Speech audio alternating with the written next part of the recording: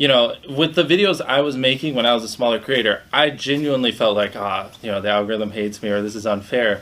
But I just wasn't making content that deserved to get views. I don't know a nice way to put it. So I'm glad I'm talking about myself, because anyone else I'd feel bad. Mm-hmm. I mean, you just look at the retention graphs. People would click off at the beginning. People didn't know sometimes what they're clicking on. And like, if I wasn't retaining a viewer, just why would it make sense for you to promote it? Like, why would you promote a 10-minute video that people watch on average a minute and a half? It just doesn't make sense. I've seen people literally start a channel and within a month hit 100,000 subscribers. I've seen it. I personally know someone who had a channel with 100 subscribers, and me and my boys, you know, other YouTubers that I feel like have a good understanding of how YouTube works, we just help them optimize the video. And I don't like to say the name of the channels because then I feel like I'm taking credit for their success, but literally 100 subscribers, he got 3 million views on a video. And that was with no artificial push. It did like 50 views, you know, 5,000, 10,000, 50,000. It just stair-stepped up every day. And so it's 1,000,000% possible, but it's very hard right off the bat to know what makes a good video, how to hold a viewer, how to get them to click and stuff like that. Some people are naturally entertaining and retaining a viewer is just much easier for them. And some people like me, you just need a long time to develop. At the beginning of the video, just tell, like literally the simplest thing, just tell them why they should watch it. You know, if you're putting 1,000,000 Orbeez in a pool, don't start the video with you shopping for, you know, your mom's birthday present. At the beginning of the video, just say, we're going to put 1,000,000 Orbeez in this pool. And then that right there should, you know, be at least slightly sufficient. A lot of people blame the algorithm, but typically you can just look at the data and point to it. I mean, when you really boil it down to the people who are watching, just think about it. Like, what do you think YouTube wants? Like, to me, I think YouTube just wants people to click on a video and watch it, right? I mean, that's how they get their ad revenue. That's how they keep, you know, viewers happy and stuff like that. I mean, I'm sure comments, like, stuff like that. But at the end of the day, they want you to click, watch a video, click, watch a video, and just do that as long as possible. So, to me, what's important is click-through rate, getting people to click on your video, and then average view duration, average view percentage, or just relative retention, and, you know, having them watch it. If people are clicking your video more than they click other videos and they're watching it longer than they watch other videos, you know, I just, as simplistic as that is, that's like what YouTube wants, and I think that's how you just, you know, be successful. Obviously, everything starts with an idea, and for me, I like to make my videos a little longer, so that's a big part of what ideas we do. So we just, the biggest thing is, you know, obviously a clickable thumbnail and title, interesting stuff, yada yada, but is it something that people will genuinely want to watch? And this might be a little tangent, but one thing is, a lot of creators think click-through rate is just like the title and thumbnail and did they click it, but a lot of it too is, did they enjoy your last video? You know what I mean? Like, because if someone watches a video of yours and they loved it, you can bet the next time you're recommended, their chance of clicking is a lot higher, you know? So it's like, is it something that can be entertaining for a long time? Is it something that if they watch this next time, you know, they see a video of mine, will they be excited? Like, I loved that last one, so I want to watch the next one.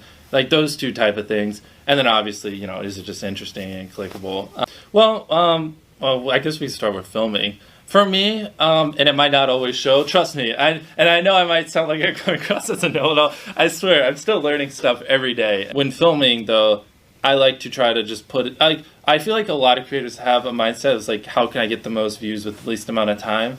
And I'm not saying that's wrong, you know, because obviously I have that mindset sometimes too, but I try to, when filming, put in as much work, even if it's like a 15-second part of a video, even if that one little part will take like 10 hours, you know. Wow. But like hypothetically, right? But that 15 seconds is like, wow, like that's great. Like I feel like viewers genuinely notice when you go the extra mile. And so with filming, it's just like trying to make sure we're doing everything we can, no matter how expensive it is, no matter how much time it takes, to make the best video possible so they have the best experience, and so they want to, you know, obviously watch more videos because that's what you want the viewers to do. And then with editing, just no dull moments, you know, have a good hook at the beginning.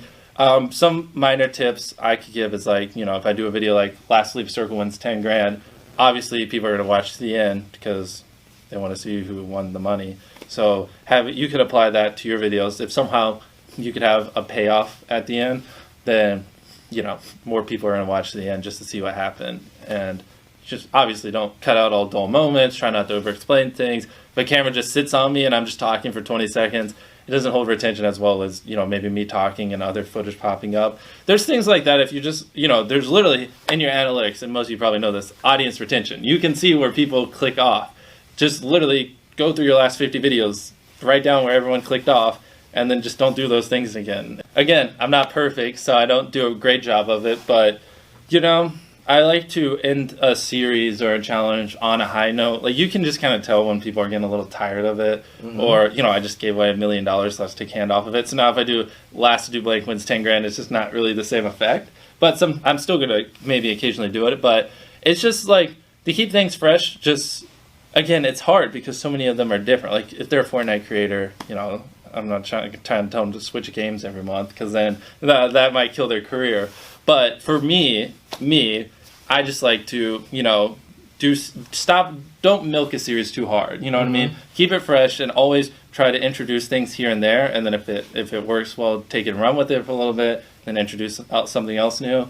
Because if I just did Last Elite videos nonstop for the next 3 years, like, no one would watch me. Everyone would be like, we've seen it. You know what I mean? At the end of the day, like, the idea is a big part of the video. You know, not even just from clicking it, but whether or not people watch it. You know, if you're spending 24 hours in a corner, that's just not as entertaining as spending 24 hours in a jail cell. And at the end of the day, like, the only difference there is the idea. It's not the content. It's like, it's what you formulated beforehand. So yeah, like, I like to spend an hour a day. You know, it's dwindled recently. We have a lot of ideas, but if you spend an hour a day thinking of ideas, it's pretty hard to not expect your channel to do better, you know, unless you're just not executing them properly. But when I first started, I got 100,000 subscribers with an iPhone, and this is an iPhone 5 that recorded in 30 FPS, terrible quality. So as you guys know, like, equipment's never an excuse, because like, people were constantly roasting me for the quality when I first blew up. I was like, I don't have money, I don't know what to do. But then, you know, I just reinvested every dollar I made, and over like the last, you know, whatever, 8 years, just slowly grew into whatever I do now. Like, if there's something that, like, I genuinely just don't want to get out of bed and do, that's a problem. In the end of the day, it's just keeping it enjoyable. So I have Chris and Chandler, if you've seen my videos, they're really fun to be around. So, like, you know, spending 24 hours in a desert by myself would be miserable. But spending 24 hours with my boys and just hanging out and stuff like that makes it so much more fun. So for me, dude, this might not apply to like 90% of you, but for me, creating an environment that's fun, that I get excited for, and then, you know, outsourcing things that just make me not want to get out of bed, I don't know a different way to phrase it, that's what has helped, you know, long term make me stay motivated. If we are getting a little deep, it was pretty hard, like, because like all throughout high school, people would tell me I was too obsessed and told me like, you shouldn't spend so much time on this. My mom and I fought constantly because like I just wanted to make videos instead of doing schoolwork. And when I dropped out of college, she kicked me out. You know, my mom's like really sweet and she cares about me, but she's like, go to college or leave. And I was like, I guess I have to leave. So it was a lot of ups and downs, and every part of the way, to me, because I just knew that this is what I wanted to do. I couldn't see a life where I wasn't a YouTuber. It was either I'm a YouTuber and happy, or I'm sad. Those are like the only two outcomes. So I just kept making videos and persevering, and a big thing is I tried to connect with other YouTubers, because a lot of what I know and what I've gone over, I wouldn't know without other YouTubers. So I would constantly spam like a dozen YouTubers a day, and like the first few people that I finally got in contact with, I learned so much off of, and they helped me understand how to make an entertaining video and stuff like that.